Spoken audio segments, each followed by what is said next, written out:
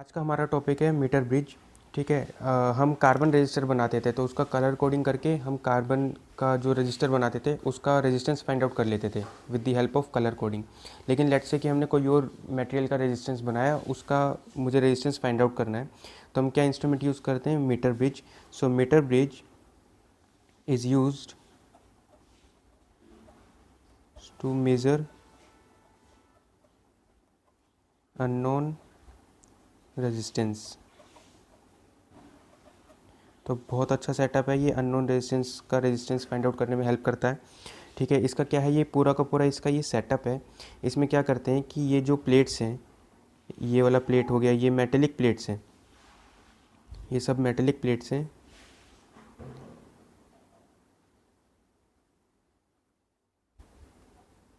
ठीक है।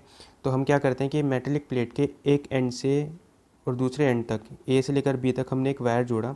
तो ए से लेकर बी तक एक वायर है और ये क्या है कि इसका नाम ही मीटर ब्रिज है। तो जो भी ये जो वायर है ये 1 मीटर की होती है। तो ए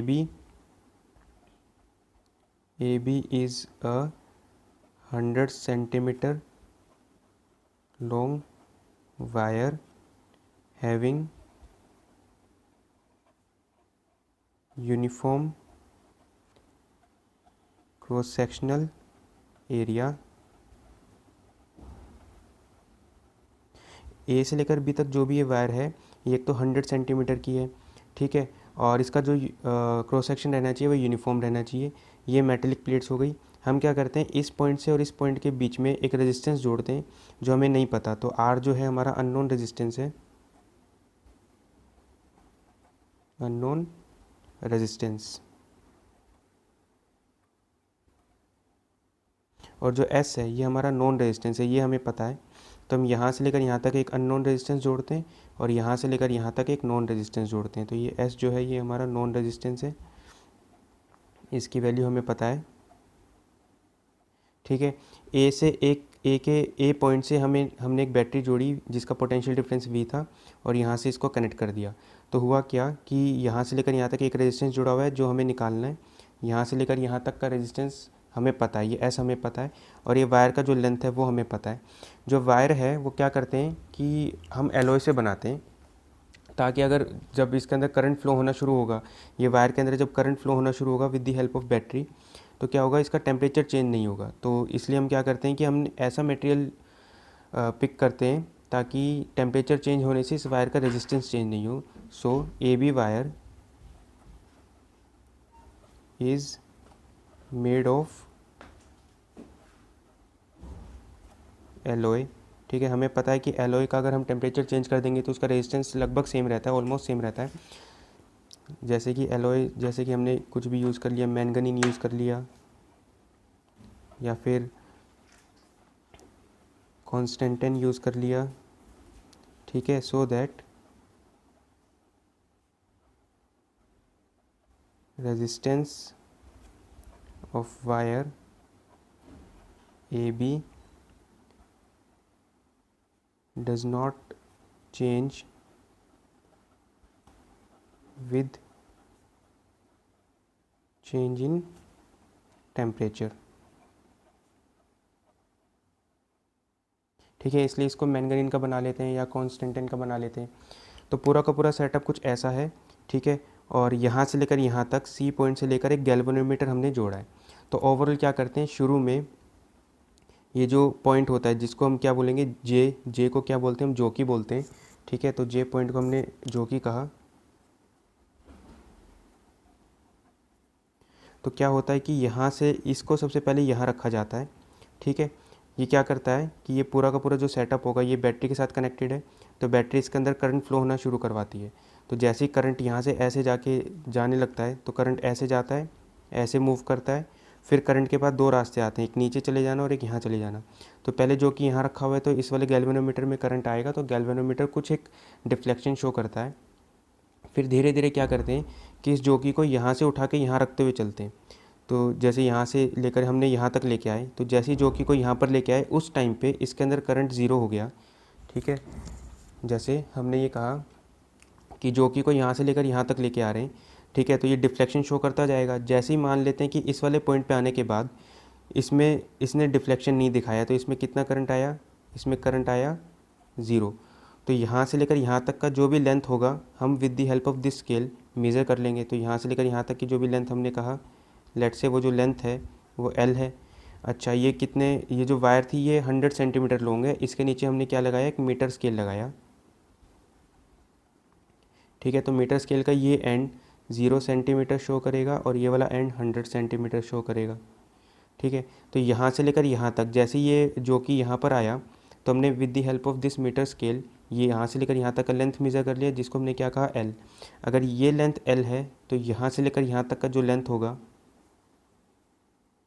ये हो जाएगा 100 माइनस L, क्योंकि टोटल लेंथ कितना है, 100। ठीक है, तो अब क्या करते हैं कि जोकी को जैसे यहाँ लेके आए उस टाइम पे इसके अंदर करंट कितना आया, 0। तो चलो इसका हम क्या करते हैं कि एक रेजिस्टेंस तो ये है, दूसरा रेजिस्टेंस ये है। अब वायर है, वायर का खुद का एक क्रॉस सेक्शन एरिया है, वायर की रेजिस्टिविटी है, तो यहाँ से लेकर यहाँ तक की जो वायर बनेगी इसका भी कुछ रेजिस्टेंस होगा, और जे से लेकर बी तक का जो वायर होगी उसका भी कुछ एक रेजिस्टेंस होगा। तो हमने क्या माना, हमने कहा late say resistance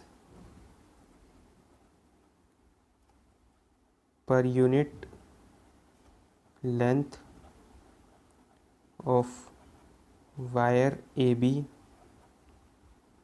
is K ohm पर मीटर, कि ए से लेकर बी तक जो भी वायर है इसका जो रेजिस्टेंस है पर मीटर या पर यूनिट लेंथ कितना है, के।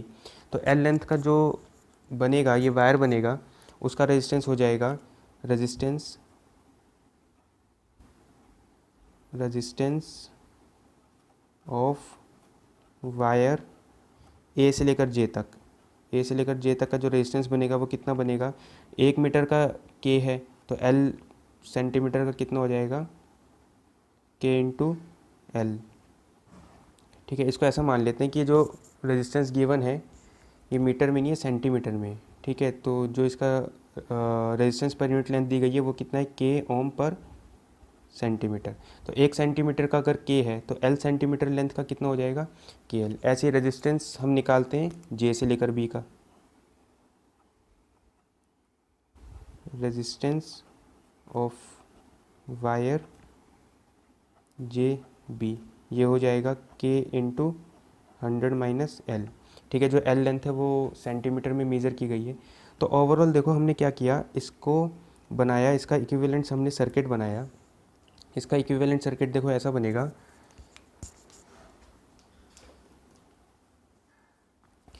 कि ए से लेकर बी के बीच में एक पॉइंट ए, एक पॉइंट बी, ये जे और ये सी। तो हमने ऐसे 4 पॉइंट लिए, ये पॉइंट ए हो गया, ये पॉइंट बी हो गया, ठीक है, ये वाला पॉइंट सी हो गया और एक पॉइंट जे हो गया। तो ए से लेकर सी के बीच में ये पॉइंट ए है तो ये वाला भी पॉइंट ए मान लेंगे। तो ए से लेकर सी के बीच में आर जुड़ा हुआ है तो हमने एक रेजिस्टेंस जोड़ दिया है, ये आर। ऐसे ही सी से लेकर बी, इन दोनों पॉइंट के बीच में एक रेजिस्टेंस जुड़ा है, एस।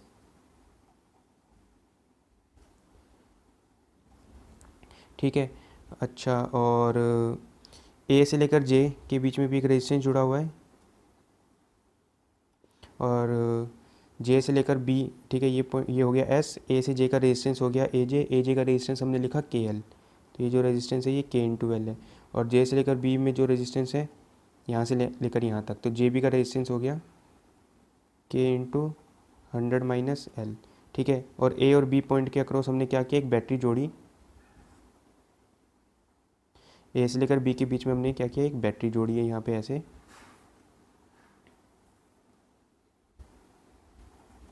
V, और C और J के बीच में एक गैल्वेनोमीटर जुड़ा हुआ है।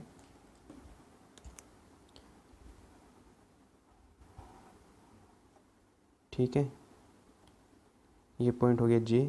तो C से J के बीच में गैल्वेनोमीटर जुड़ा हुआ है। अब हमने क्या किया था, शुरू से देखें तो पहले ये जो कि यहाँ थी, तो ये वाला पॉइंट यहाँ था, तो क्या था कि यहाँ से करंट ऐसे जा रहा था, फिर ऐसे इसमें मूव कर रहा था। यहाँ पे करंट 2 पार्ट में बट रहा था, तो इससे गैल्वेनोमीटर से कुछ करंट जा रहा था, तो गैल्वेनोमीटर एक डिफ्लेक्शन शो कर रहा था। फिर हम क्या करते हैं कि इस जॉकी को धीरे धीरे ऐसे यहाँ से लेकर यहाँ तक लेके आते हैं, और जब तक लेके आएंगे जब तक ये जो गैल्वेनोमीटर है वो ज़ीरो करंट ना शो कर दे, मतलब ये कितना डिफ्लेक्शन शो करे, 0। तो यहाँ से लेकर यहाँ तक जैसे हम लेके आए उस टाइम पे इसमें क्या हुआ, 0 डिफ्लेक्शन हुआ। तो इसलिए हम जो एल लेंथ होता है इसको कई बार ऐसे बोल देते हैं कि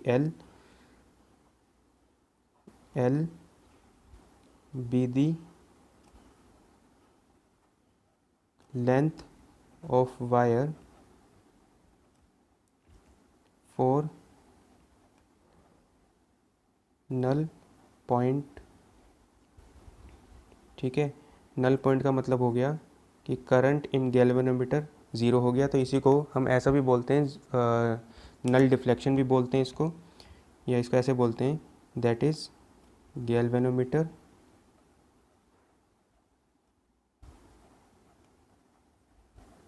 शोज नो डिफ्लेक्शन।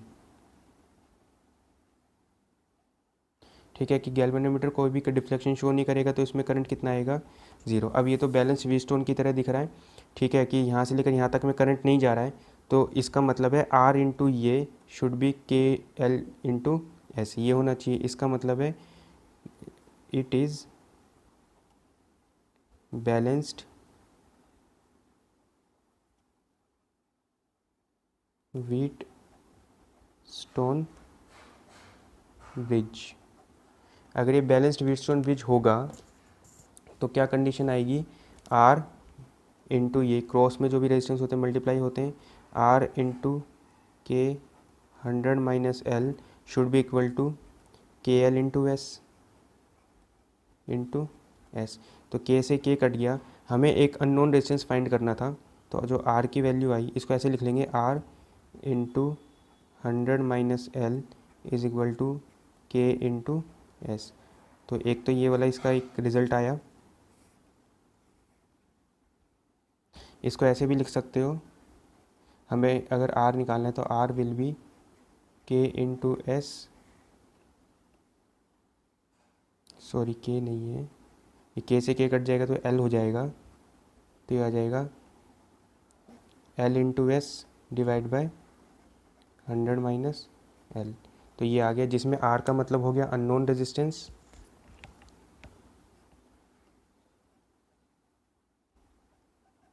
अननोन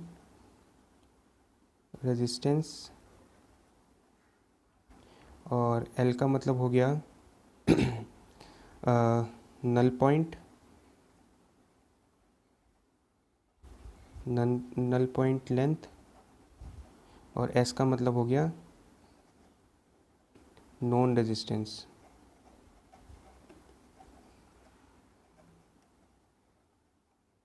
ठीक है, तो ओवरऑल हुआ क्या कि जोगी को शिफ्ट करते चले गए, कब तक, जब तक ये ज़ीरो करंट ना शो कर दे, उसी को हम क्या बोलते हैं, नल डिफ्लेक्शन बोलते हैं, नो डिफ्लेक्शन बोलते हैं, या फिर नल पॉइंट बोलते हैं।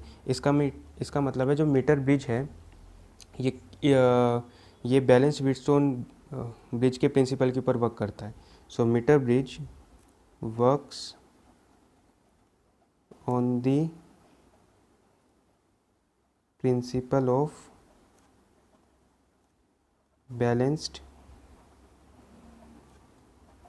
Wheatstone bridge. तो हमारे पास जो मीटर ब्रिज में फॉर्मूला आया वो ये आया, R is equal to L into S divide by 100 minus L. अब इसको ऐसे याद करने के बजाय ऐसे ही कर सकते हो कि ये रेजिस्टेंस इंटू में ये लेंथ, या ऐसा मान सकते हो ये रेजिस्टेंस इंटू ये resistance is equal to this resistance into this resistance. या अगर इसी को इसमें देखें तो R into 100 minus L is equal to S into L, मतलब ये रेजिस्टेंस इंटू ये वाला लेंथ और ये रेजिस्टेंस इंटू ये वाला लेंथ, ये इक्वल होंगे। तो हम तो इसको इस तरीके से याद करेंगे। इसमें देखो और बातें क्या हैं कि हम इसको बोलते हैं मीटर ब्रिज, इसलिए बोलते हैं क्योंकि जो वायर है ए से लेकर बी तक का जो वायर है ये हमने 1 मीटर का लिया, मतलब ये 100 सेंटीमीटर का लिया। अगर इसी वायर को मैं 50 सेंटीमीटर का कर दूंगा तब भी ये वाला जो सेटअप है ये काम करेगा। तो ये जो वायर है ये कितने भी लेंथ का हो सकता है। अगर मेंशन नहीं किया है तो उसको 100 सेंटीमीटर ही लेना है। अगर वो मेंशन कर देगा कि नहीं कि हम स्लाइड वायर ब्रिज यूज़ कर रहे हैं या मीटर ब्रिज सेटअप है जिसमें वायर ए बी का जो लेंथ है वो 50 सेंटीमीटर है, तो अगर यहाँ से लेकर यहाँ तक का लेंथ 50 सेंटीमीटर है, नल पॉइंट आया 20 सेंटीमीटर पे, तो ये वाला लेंथ हो जाएगा 30 सेंटीमीटर। अगर ये 100 सेंटीमीटर वायर है, नल पॉइंट आया 10 सेंटीमीटर पे, तो यहाँ से लेकर यहाँ तक का लेंथ 10 सेंटीमीटर है, तो ऑब्वियसली यहाँ से लेकर यहाँ तक का लेंथ 90 सेंटीमीटर है। कहने का मतलब ये है कि ये हमेशा 100 नहीं होगा, ये डिपेंड करता है। ये 100 इस वजह से आया था कि अगर यहाँ से लेकर यहाँ तक का लेंथ L है, तो यहाँ से लेकर यहाँ तक का लेंथ 100 माइनस L होगा। अगर मैंने वायर ही 50 सेंटीमीटर का ले लिया, तो अगर ये लेंथ L है तो ये लेंथ हो जाएगा 50 माइनस L, तो वहाँ पे 100 नहीं लिखेंगे, वहाँ पर 50 लिखेंगे। इसलिए ओवरऑल हम तो ऐसा याद करते हैं कि ये रेजिस्टेंस इनटू ये वाला length should be equal to ये रेजिस्टेंस इनटू ये वाला length, so that galvanometer shows no deflection. तो हमें कुछ एक क्वेश्चन ऐसे दिया हुआ है कि एक मीटर ब्रिज है, ठीक है, जिसमें यहाँ से लेकर यहाँ तक का रेजिस्टेंस 8 है, ये रेजिस्टेंस 12 है। ये जो कि पहले यहाँ रखा हुआ था, ए से लेकर बी जो वायर है उसकी लेंथ इसने दे दिया 40 सेंटीमीटर। ये कुछ भी कितने भी लेंथ का हो सकता है, तो हमने पहला क्वेश्चन ये लिया 40 सेंटीमीटर का, ठीक है। देन हमें ये पता लगाना है कि what should be the null point length so that galvanometer shows no deflection. मतलब इस गैल्वेनोमीटर में ज़ीरो करंट जाना चाहिए, तो उसके लिए यहाँ से लेकर यहाँ तक का लेंथ कितना होगा। तो इस वाली लेंथ को मैंने मान लिया L, ये टोटल लेंथ थी 40 सेंटीमीटर, तो यहाँ से लेकर यहाँ तक जो लेंथ आया ये कितना आ गया 40 माइनस L। तो हम क्या करते हैं कि अगर ये बैलेंस व्हीटस्टोन ब्रिज है, तो ये रेजिस्टेंस इनटू ये वाला length should be equal to ये रेजिस्टेंस इनटू ये वाला लेंथ। तो हमने जो इक्वेशन लिखा, क्या लिखा, 8 into 40 minus L should be equal to 12 into L। तो चलो इसको मैंने बोल दिया L1 लेंथ थी, तो ये L1 हो गया, ठीक। तो यहाँ से देखो आ गया ये 8 into 40 minus 8L1 is equal to 12L1। तो ये इधर जाएगा तो ये हो जाएगा 20L1 should be equal to 8 into 40। तो जो L1 आया ये आ गया 16 सेंटीमीटर। इसका मतलब है कि ए जे के जो लेंथ होना चाहिए 16 सेंटीमीटर पे होना चाहिए, कि अगर मैं जोकी को 16 सेंटीमीटर पे लाके रख दूंगा तो इसमें कितना करंट जाएगा, 0 जाएगा, ठीक है। तो हमने क्या निकाल लिया, इसमें नल पॉइंट लेंथ निकाल ली। अब क्या किया, now 8 ohm and 12 ohm resistances are interchanged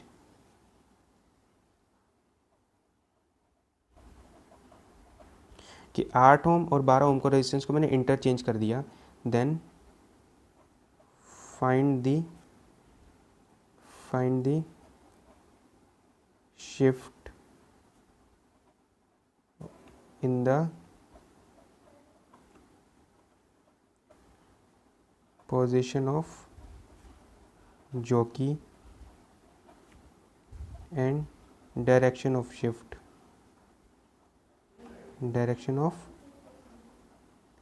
shift. मतलब हमने क्या किया कि अब ये दोनों रेजिस्टेंस को हमने इंटरचेंज कर दिया, तो जो हमारा नया डायग्राम बना वो ऐसा बन जाएगा कि 12 ओम पहले आएगा, 8 ओम बाद में आएगा। ये हो गया 12 ओम, ये हो गया 8 ओम, इसके साथ एक ये वायर लगी है, ठीक है। ये पॉइंट हो गया ए, ये पॉइंट बी। मतलब हमने इस वाले सेटअप को चेंज नहीं किया है।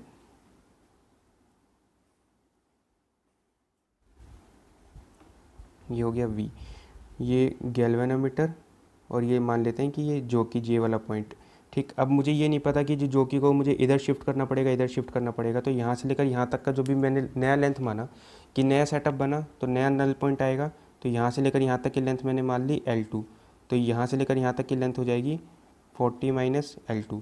तो इसमें कितना करंट जा रहा है, इसमें करंट जाता है 0। तो अगर इसमें 0 करंट जाता है तो ये रेजिस्टेंस इनटू ये वाला लेंथ, मतलब 12 into 40 minus L2 is equal to 8 into L2।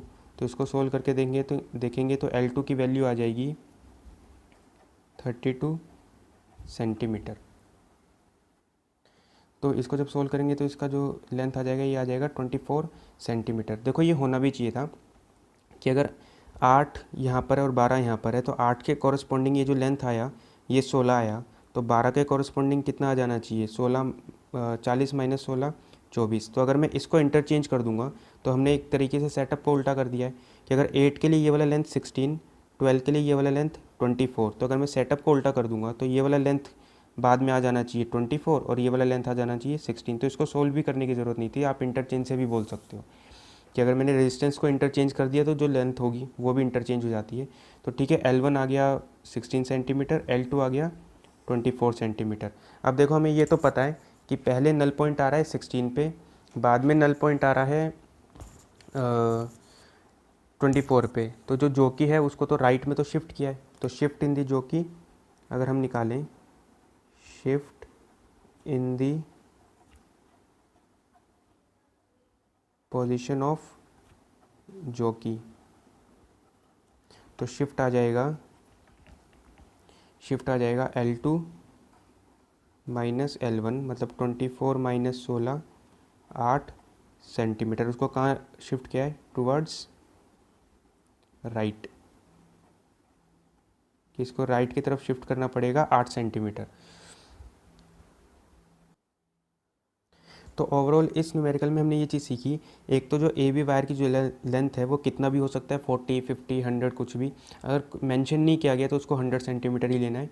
दूसरी बात हमने ये चीज़ सीखी कि रेजिस्टेंस इनटू ये length should be equal to resistance into ये लेंथ, ताकि इसमें करंट जाए 0। अच्छा, अगर 8 और 12 ऐसे रखे गए हैं तो उसके लिए अगर लेंथ 16 आया है तो अगर मैं रेजिस्टेंस को इंटरचेंज कर दूंगा तो लेंथ भी इंटरचेंज हो जाती है, कि अगर ये वाला लेंथ 16 है, ये वाला लेंथ 24, तो रेजिस्टेंस को इंटरचेंज कर दो तो ये हो जाएगा 24 और ये हो जाएगा 16। तो इसको सोल्व करने की ज़रूरत नहीं पड़ती। हाँ, इसके साथ अगर मैं शंट वगैरह करना शुरू कर दूँ तो ओवरऑल इक्विवेलेंट रेजिस्टेंस निकाल के फिर देन इसको दोबारा से सोल्व करना पड़ेगा। इसमें एक नया क्वेश्चन ये है कि resistance in the 2 arms of a meter bridge are 5 ohm and R ohm, balance point length is L1। कि शुरू में एक ये रेजिस्टेंस था 5, दूसरा था R, यहाँ से लेकर यहाँ तक जो लेंथ थी वो L1 थी। तो अगर ये कुछ भी नहीं बोला गया कि यहाँ से लेकर यहाँ तक की वायर का लेंथ कितना है, तो उसको 100 ही मानना है। तो अगर ये लेंथ L1 है तो ये हो जाएगा 100 माइनस L1। ठीक है, तो अगर ये इसके अंदर ये बैलेंस पॉइंट शो कर रहा है तो ये I इज इक्वल टू 0, ये बैलेंसिंग लेंथ है। तो 5 into 100 minus L1 should be equal to R L1। ठीक है, ये हमारे पास फर्स्ट इक्वेशन आ गई। ओके, इसके लिए अब क्या करते हैं, now R is shunted with equal resistance. जो ये R था इसके पैरेलल, शंट करने का मतलब पैरेलल हो गया, इसके पैरेलल हमने एक और रेजिस्टेंस जोड़ दिया R। तो ये R के साथ एक और पैरेलल रेजिस्टेंस जोड़ दिया R। अब जो नई बैलेंस पॉइंट आया वो 1.6 L1 था, तो यहाँ से लेकर यहाँ तक का जो बैलेंस लेंथ है वो 1.6 L1 है। टोटल लेंथ 100 सेंटीमीटर, तो ये लेंथ हो गया 100 माइनस 1.6 L1।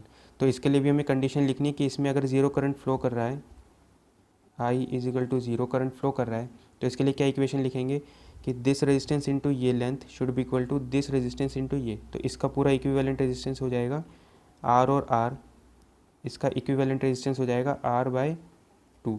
तो हमने इसके लिए इक्वेशन लिखा 5 into 100 minus L1, sorry 5 into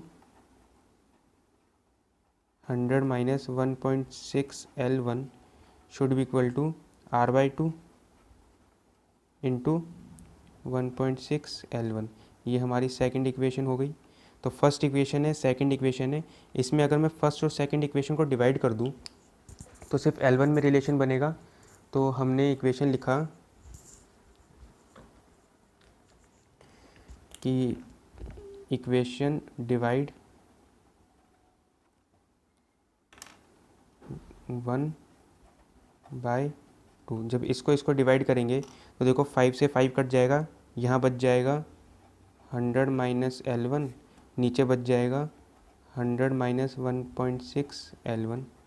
यहाँ R से R कट जाएगा, L1 से L1 कट जाएगा, तो ऊपर बचेगा 1 और नीचे बचेगा 1.6/2, तो ये आ जाएगा 0.8। इसको जब सोल्व करेंगे तो जो L1 की वैल्यू आती है, L1 की वैल्यू आ जाएगी 25 सेंटीमीटर। इसको इधर और इसको इधर लेके जाके सोल्व करेंगे तो L1 की वैल्यू आ जाएगी 25 सेंटीमीटर। अब हमें तो निकालना था, लेंथ निकालना था। तो लेंथ हमने निकाला कि L1 को हमने किस में रख दिया, फर्स्ट इक्वेशन में रख दिया। Put L1 is equal to 25 centimetre in 1, तो हमने 1 में रखा तो कितना आया, 5 into 100 minus 25 is equal to R into 25, ये बन जाएगा 75। 25 से 75 3 पे चले जाएगा, इसका मतलब जो R आ गया वो आ गया 15 ओम। तो देखो हमने अलग अलग टाइप के इसमें क्वेश्चन किए, ये सिंपल मीटर ब्रिज के क्वेश्चन है कि सबसे पहले तो एक सिंपल मीटर ब्रिज सोल्व किया हमने, L1 निकाला। फिर अगले क्वेश्चन में हमने क्या किया, इसको रिवर्स करके देखा कि अगर जो रेजिस्टेंस है इंटरचेंज कर दो तो बैलेंसिंग लेंथ भी इंटरचेंज हो जाती है। फिर उसके बाद हमने सीखा कि शिफ्ट इन जो कि कैसे निकाला, उसको राइट में शिफ्ट करना है कि लेफ्ट में शिफ्ट करना है।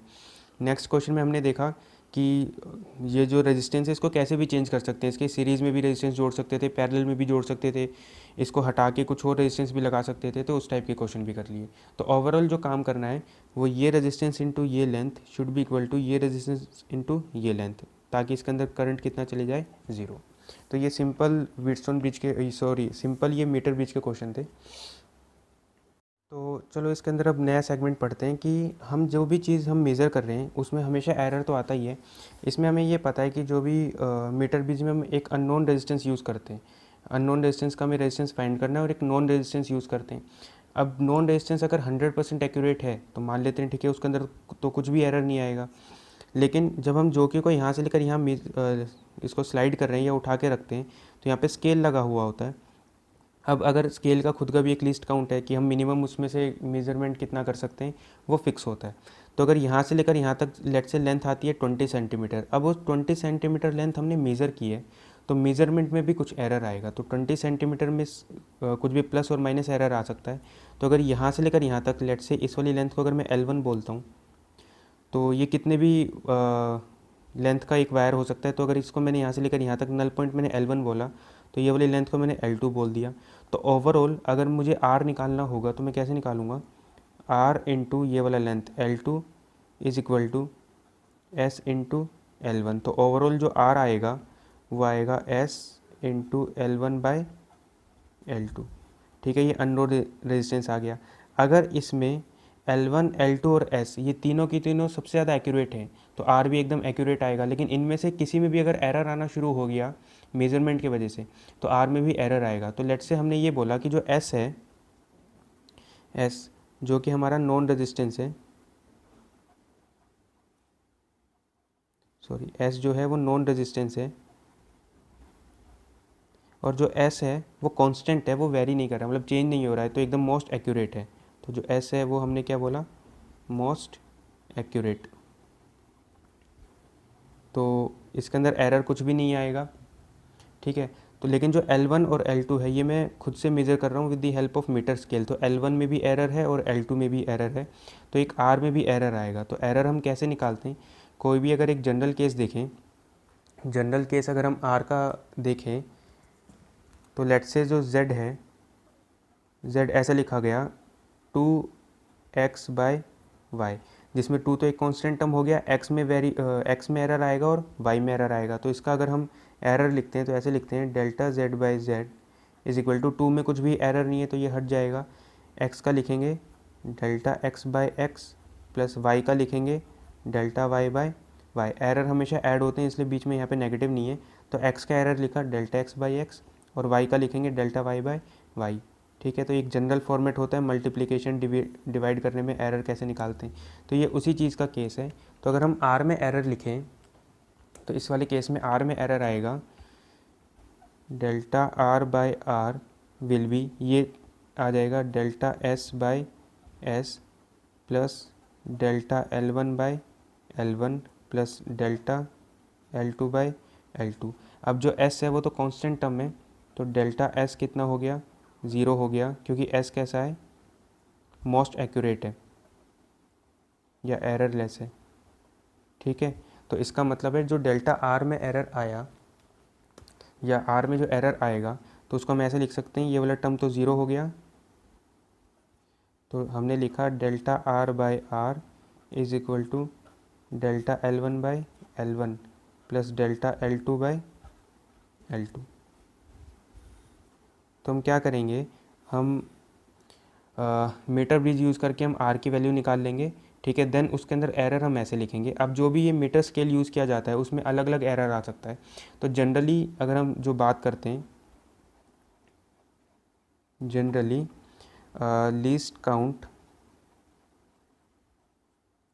काउंट ऑफ मीटर स्केल, हम जनरली मीटर स्केल यूज़ करते हैं। तो least count of metre scale होता है इज़ 1 mm या फिर 0.1 सेंटीमीटर। मतलब जो डेल्टा L1 और डेल्टा L2 की जो वैल्यू आएगी वो कितना है, 1 mm है या फिर 0.1 सेंटीमीटर है। तो इसमें जो भी एरर आया, तो इस इंस्ट्रूमेंट को यूज़ करके हम R को फाइंड आउट करते हैं। तो R में जो एरर आया वो S के वजह से नहीं आया है, वो लेंथ के मेजरमेंट में एरर आया है। तो error in the measurement of unknown resistance R due to error in measurement of balancing length. तो ये जो भी एरर आया है ये बैलेंसिंग लेंथ में एरर की वजह से आया है, ठीक है। तो उसको हम कैलकुलेट करते हैं। तो देखो इसके अंदर एक क्वेश्चन दिया गया कि during an experiment galvanometer shows null deflection at 40 centimetre using a standard resistance 90 ohm. मतलब अगर हमने एक 90 ओम का रेजिस्टेंस, नॉन रेजिस्टेंस 90 ओम का यूज़ किया, तो इसमें जो बैलेंसिंग लेंथ आई वो आई 40 सेंटीमीटर पे। तो ये हो गया हमारा L1, ठीक है। तो L2 जो लेंथ हुआ L2, तो L2 लेंथ हो जाएगा 100 माइनस 40 मतलब 60 सेंटीमीटर की, कुछ भी नहीं दिया गया है। तो इसको कितना मानना है, 60 सेंटीमीटर का मानना है। तो L1 हो गया 40 सेंटीमीटर, L2 हो गया 60 centimetre. Least count of the metre scale use is 1 mm, ठीक है। तो जो इसमें L1 में जो एरर आएगा कि जो डेल्टा L1 है वो कितना है, 1 mm है। तो इसको हम लिख सकते हैं 0.1 सेंटीमीटर। तो जो यहाँ से लेकर यहाँ तक का जो भी लेंथ मेज़र होगा इसमें भी एरर आएगा। तो इसमें भी जो मिनिमम जो एरर आया डेल्टा L2 ये कितना आया, 1 mm 0.1 सेंटीमीटर। तो हमें रेजिस्टेंस फाइंड करना है, अननोन रेजिस्टेंस R, और R कितना होगा और उसमें एरर कितना होगा। तो सबसे पहले R को तो हम लिख सकते हैं कि R into 60 is equal to 90 into 40। तो इससे जो R आ गया, तो R की वैल्यू आ गया 60 ओम, ठीक है। तो हमें ये तो पता चल गया कि जो इसमें R है वो लगभग 60 ओम का है। अब उसमें एरर कैसे निकालेंगे, एरर हम ऐसे निकालेंगे कि R को हम लिखेंगे, R विल बी, इसको इस तरीके से लिखा जाए तो R into L2 is equal to 90 into L1। तो R हमने लिखा 90 L1 बाई L2। अब जो 90 है वो तो कांस्टेंट हो गया, तो जिसमें डेल्टा R आया, delta R by R, 90 constant, इसमें एरर कुछ भी नहीं है। L1 में एरर लिखेंगे delta L1 by L1 plus error add होती है तो प्लस L2 में लिखेंगे डेल्टा L2 बाई L2। तो हमने जो R निकाला डेल्टा R बाई R की वैल्यू हो गई 60 इज इक्वल टू, इसको रखेंगे 0.1, इसको सेंटीमीटर में रखेंगे ताकि लेंथ को भी सेंटीमीटर में रख रहे हैं, 40 प्लस 0.1 इंटू 60। इसको जब सोल्व करेंगे तो जो डेल्टा R आएगा वो आएगा 0.25 ओम। तो ओवरऑल जो हमारे पास जो अननोन रेजिस्टेंस आया, सॉरी हाँ ये अननोन रेजिस्टेंस आया,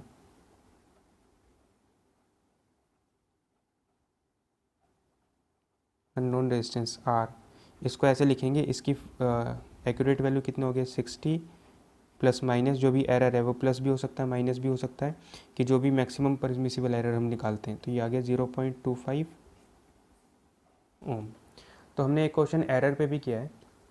इसमें देखो ऐसा भी बोल सकता है कि S में भी एरर हो सकता है, L में भी एरर हो सकता है और L2 में भी हो सकता है। तो सब क्वांटिटीज़ लेंगे, तो अगर S में एरर होगा तो उसका भी आपको लिस्ट काउंट किया, उसमें भी एरर इन S दिया जाएगा। तो ओवरऑल देखो जनरल फॉर्मेट यही होता है कि आप R को लिखते हो R into L2 is equal to S into L1, then आप R का फॉर्मूला निकालते हो, देन उसको एरर में कन्वर्ट करते हो।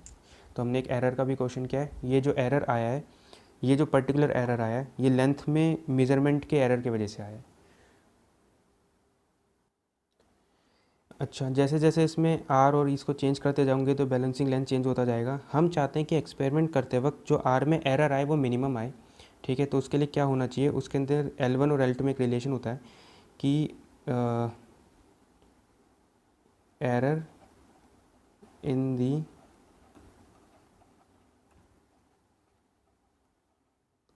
Measurement of unknown resistance R is minimum when balancing length या balancing point is at the midpoint of wire A B. अगर जो ए बी वायर होता है, ये पॉइंट ए हो गया, ये पॉइंट बी हो गया, अगर ए से लेकर बी वायर के बीच में, एकदम एग्जैक्ट बीच में अगर बैलेंसिंग लेंथ आता है, तो उस केस में जो आर में मेजरमेंट होगा एरर का, वो सबसे मिनिमम होगा। इसका मतलब है वो कब आ सकता है कि जब L1 और L2 लेंथ कितना हो, बराबर। तो अगर ये मान लेते हैं कि ए बी जो लेंथ है वो 10 सेंटीमीटर का है, तो अगर L1 और L2 बैलेंसिंग लेंथ कुछ ऐसा आ जाए कि 50 सेंटीमीटर का बैलेंसिंग लेंथ आ जाए, अगर ए से लेकर बी तक का वायर 100 सेंटीमीटर है, तो बैलेंसिंग पॉइंट अगर 50 सेंटीमीटर पे आ जाएगा, तो उस केस में आर में जो आर के मेज़रमेंट में जो एरर आएगा वो मिनिमम होगा। तो ये हम इसको ऐसे लिखते हैं। तो हम ये जो एस है उसको ऐसा सिलेक्ट करते हैं कि जो बैलेंसिंग लेंथ है वो लगभग एकदम ए बी के एकदम मिड पॉइंट पे आए, ताकि उस केस में जो हमारा एक्सपेरिमेंट होगा वो मोस्ट एक्यूरेट होगा। इसमें जो लास्ट सेगमेंट आता है वो ये है कि अभी तक देखो हम क्या करते हुए आ रहे थे कि एक अननोन रेजिस्टेंस लेते थे, एक नॉन रेजिस्टेंस लेते थे, जो कि को यहाँ से लेकर यहाँ तक शिफ्ट करते जाते थे जब तक इसके अंदर करंट ज़ीरो ना आ जाए। तो जैसे ही करंट ज़ीरो आ जाएगा तो हमें ये वाली लेंथ पता चल जाएगा और ये वाली लेंथ पता चल जाएगा। तो R into L2 is equal to S into L1 करके हम R निकाल लेते थे, क्योंकि हमें तीनों पैरामीटर पता है। लेकिन देखो ये सब करते वक्त हमने एक तरफ ध्यान नहीं दिया कि जो ये करंट जाएगा ऐसे, वो इस वाले वायर में भी जाएगा और इस वाले वायर में भी जाएगा। अब यहाँ से लेकर यहाँ तक ये मेटल प्लेट है, तो जब करंट ऐसे जाएगा तो यहाँ से भी कुछ ना कुछ पोटेंशियल ड्रॉप होगा। इसका मतलब है कि यहाँ से लेकर यहाँ तक का पोटेंशियल ड्रॉप, या यहाँ से लेकर यहाँ तक का रेजिस्टेंस, ए से लेकर इस वाले पॉइंट का रेजिस्टेंस आर नहीं है, उसमें ये वाला रेजिस्टेंस भी ऐड होना चाहिए। क्योंकि ओवरऑल बात तो ऐसी आती है कि ये यहाँ से लेकर यहाँ तक का जो रेजिस्टेंस है वो इसको बैलेंस करेगा, और यहाँ से लेकर यहाँ तक का पूरा रेजिस्टेंस इसको बैलेंस करेगा। तो एक्चुअली हमें R/L2 नहीं लिखना चाहिए, हमें ये वाला जो भी इफेक्टिव रेजिस्टेंस है, ये रेजिस्टेंस डिवाइड बाय इनटू में L2 इज इक्वल टू ये पूरा रेजिस्टेंस यहाँ से लेकर यहाँ तक का रेजिस्टेंस इनटू L1, ऐसे करना चाहिए। तो ये जो कॉपर प्लेट है, हम क्या करते हैं, इन्हीं को हम क्या बोलते हैं, एंड करेक्शन बोलते हैं, कि जो एंड्स के ऊपर जो रेजिस्टेंस हमने नेगलेक्ट कर दिए उसको हम कंसिडर करेंगे। So in end correction we consider resistance of metal plates as well, कि हम ये वाले रेजिस्टेंस के साथ साथ जो भी ये मेटल प्लेट है इनका भी रेजिस्टेंस हम ऐड करेंगे इसके अंदर। तो ओवरऑल मैंने क्या कहा कि यहाँ से लेकर यहाँ तक ये जितना भी ये लेंथ है, यहाँ से लेकर यहाँ तक इसका जो भी रेजिस्टेंस बनेगा उसके कॉरस्पॉन्डिंग इसका इक्विवेलेंट लेंथ आ जाएगी E2, और यहाँ से लेकर यहाँ तक का जो भी ये रेजिस्टेंस बनेगा इसकी इक्विवेलेंट लेंथ आ जाएगी E1। मतलब हम क्या कर रहे हैं कि हमें जो इक्वेशन लिखना है वो लिखना है R इंटू L2। तो जो L2 है वो रेजिस्टेंस नहीं है, इस वायर का लेंथ है। अब मुझे क्या करना होगा कि R यहाँ से लेकर यहाँ तक इस पूरे रेजिस्टेंस को बैलेंस करेगा, मतलब ऐसा बोल सकते हैं कि ये वाला पूरा रेजिस्टेंस बैलेंस होगा। तो ये रेजिस्टेंस नहीं होना चाहिए, ये लेंथ होना चाहिए। तो हम क्या करते हैं कि यहाँ से लेकर यहाँ तक जितना भी रेजिस्टेंस है उसको इस वायर के इक्विवेलेंट लेंथ में उसको कन्वर्ट कर लेंगे। तो हमने इसको क्या बोला कि ये जितना भी रेजिस्टेंस था उसको हटा के एक वायर लगाया, यही वाला वायर लगाया, और जिसका लेंथ कितना होना चाहिए, E2 होना चाहिए। ऐसे ही ये वाला रेजिस्टेंस हटा के इसकी जगह यही वाला वायर लगाया जिसकी लेंथ होनी चाहिए E1। इसका मतलब है E1 is the equivalent length of resistance of metal plate metal plate कौन सा, बी क्यू, नहीं E1 लिख रहे हैं ना, तो AP, and E2 is the equivalent length of resistance of metal plate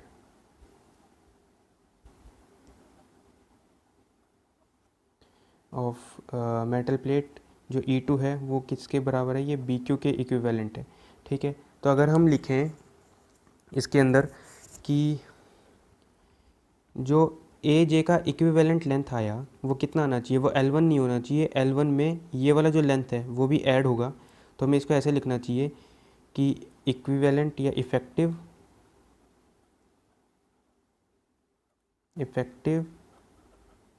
length of AJ, effective length of AJ कितना होना चाहिए, L1 प्लस E1,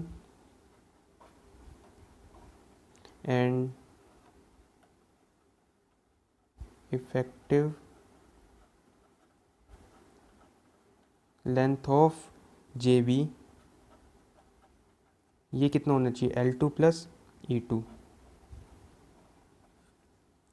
ठीक है, तो ओवरऑल जो बात आई कि अब क्या होगा कि जो R होगा, कि ये जो R होगा, ये R इस पूरे रेजिस्टेंस को क्या करेगा, बैलेंस करेगा, और ये जो S होगा ये इस वाले पूरे रेजिस्टेंस को बैलेंस करेगा, यहाँ से लेकर यहाँ तक का। तो हमें इक्वेशन ऐसा लिखना चाहिए कि R into L2 plus E2 should be equal to S into L1 plus E1। तो E1 E2 क्या है, इन E1 क्या बोल सकते हो, A पॉइंट पे एंड करेक्शन बोल सकते हो, और B कितना E2 क्या बोल सकते हो, B पॉइंट पे एंड करेक्शन बोल सकते हो। इसका मतलब है जो भी एंड करेक्शन होगा वो कॉरस्पॉन्डिंग लेंथ में हमेशा ऐड होंगे। अगर ये लेंथ 10 सेंटीमीटर है, एंड करेक्शन 1 सेंटीमीटर है, तो यहाँ से लेकर यहाँ तक का लेंथ बोलेंगे 10 प्लस 1 11 सेंटीमीटर।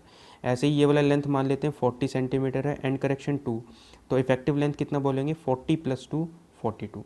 तो उसके बाद हम इसको सोल्व करेंगे। तो ये एंड करेक्शन वाले भी क्वेश्चन हो गए। तो चलो इसके ऊपर एक क्वेश्चन करते हैं कि ये क्वेश्चन गिवन था कि इसमें जो x है वो अननोन रेजिस्टेंस है जो हमें फाइंड आउट करना है। एक नॉन रेजिस्टेंस 10 ओम है, और यहाँ से लेकर यहाँ तक का जो भी वायर था कि length of wire AB is 100 centimetre, तो बैलेंसिंग लेंथ आती है 52 सेंटीमीटर पे। मतलब यहाँ से लेकर यहाँ तक का जो भी लेंथ आया L1 ये आया 52 सेंटीमीटर। तो जो ये L2 लेंथ हो जाएगा ये हो जाएगा 100 माइनस 52 48 सेंटीमीटर। अब क्या किया हमने, इस वाले जो वायर है, इस वाले ये जो मेटल प्लेट है, इस वायर का कुछ रेजिस्टेंस होगा, उसका इफेक्टिव जो लेंथ आया वो 1 सेंटीमीटर था। मतलब end correction at A is 1 centimetre. तो इसका मतलब मैं ये बोल सकता हूँ E1 इज़ 1 सेंटीमीटर। ठीक है, ऐसे end correction at B is 2 centimetre. तो E2 की वैल्यू जो आ गई वो हो गई 2 सेंटीमीटर। मतलब इसमें 2 सेंटीमीटर ऐड होगा और इसमें 1 सेंटीमीटर ऐड होगा। तो ये बोल सकते हैं, इस वाले पॉइंट को ये बोल सकते हैं, इसका मतलब है इफेक्टिव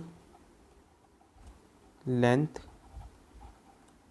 ऑफ AJ ये हो गया 52 प्लस 1, एंड करेक्शन हमेशा ऐड होगा तो ये हो जाएगा 53 सेंटीमीटर। ऐसे ही इफेक्टिव लेंथ ऑफ JB ये हो जाएगा 48 प्लस 2, ये हो जाएगा 50 सेंटीमीटर। मतलब ओवरऑल अब जब हमें x निकालना है तो हम x कैसे फाइंड आउट कर सकते हैं, again simple metre bridge use करके। अब मीटर ब्रिज क्या कहता है कि ये जो रेजिस्टेंस है x इंटू ये वाला जो टोटल लेंथ है वो हो गया 50 सेंटीमीटर इज इक्वल टू ये हो गया 10 इंटू ये लेंथ ये हो गया 53 सेंटीमीटर। इसको जब सोल्व करेंगे तो ये आ जाएगा 10.6 ओम। तो हमने एंड करेक्शन का भी सोल्व कर लिया। मतलब ओवरऑल जो बात आती है कि एंड करेक्शन क्या है, एंड करेक्शन बस जो भी लेंथ है, मतलब इसका एंड करेक्शन इस लेंथ में ऐड करना है और इस वाले पॉइंट का एंड करेक्शन इस लेंथ में ऐड करना है। फिर इसको सिंपल मीटर ब्रिज मान के इसको सोल्व कर दो।